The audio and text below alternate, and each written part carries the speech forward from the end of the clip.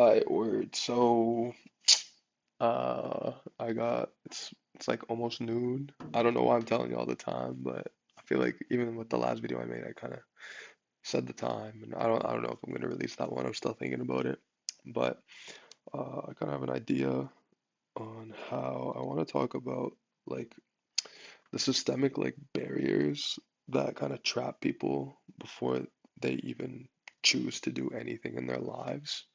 These systemic barriers, I had to make the cut because I didn't even name. Like, I want to provide some examples before I go into what I talk about. But these systemic barriers can range from racism, poverty to like lack of just economic mobility, you know? Sometimes you're boxed in by design, not by choice. Do these things in our mind where we have like kind of like a trauma, or even if it's like not something that's too serious, we still all have like trauma from something and the things that we go through. And in life, I've gone through some things where I definitely have learned from it. And there are so, there's one thing that I have learned from quite a bit, and I'm not going to get into detail about it. But someone who was very close to me, actually, people who were close to me, like more than, but there is one person specifically that always comes to mind, and they passed away. And, I kind of, in the way that like it happened suddenly, and when it did happen, it kind of cut me like psychologically, and I started thinking a lot about like how I should live my life, and um, even if, even if I, even if I try to, you know, even if I don't feel the physical pain anymore, that wire is still something that I had to walk through and get past, and and no matter what, I always make sure that I stay laughing, because why try to, put on that, why try to get others to pity me, you know what I mean? Why try to get others to kind of make me feel like, why get others to feel sorry for you? Because we all go through hard things in life. It's just different for everybody. And I don't know, sometimes people, especially like I would say people who are impoverished, they have some sort of survivor's guilt, and this barbed wire, it lives inside of their mind, and they have a fear of escaping their environment, and especially if they're from the ghetto and they had to like grow up through gang life and kind of make an escape out of this high crime society, um, where it kind of places this internalized expectation on, um, like who somebody should be.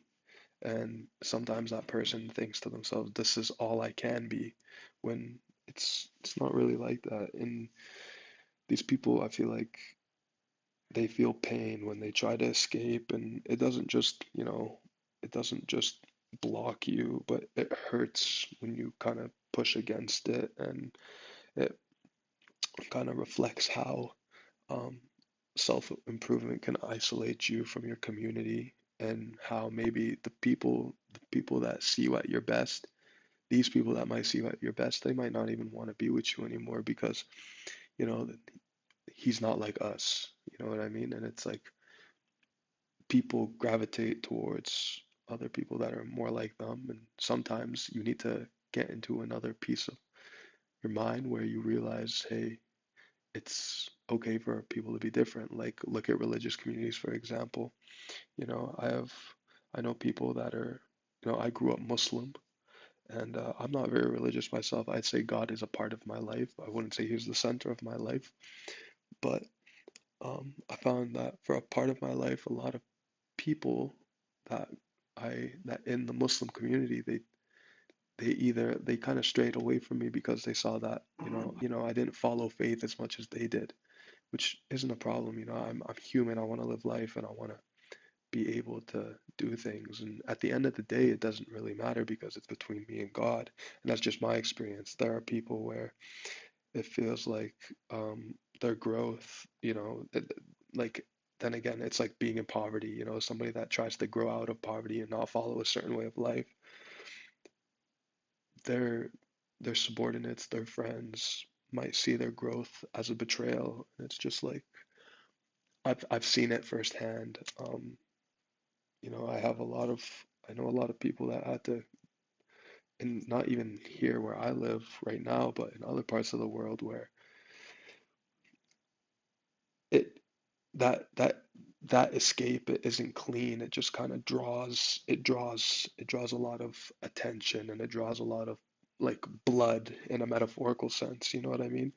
And sometimes it can draw actual blood, but it just depends on where you are and how some might make you feel. I'm reading some notes that I took because I wanna like make sure that when I make these videos, my thoughts are kind of more concise and I can put them out. But um, there's also this illusion of freedom that you know, like it barbed wire. If you think about a prison, barbed wire surrounds a prison, and sometimes it can surround places that look like they're free. Think about like a jail yard, you know what I mean?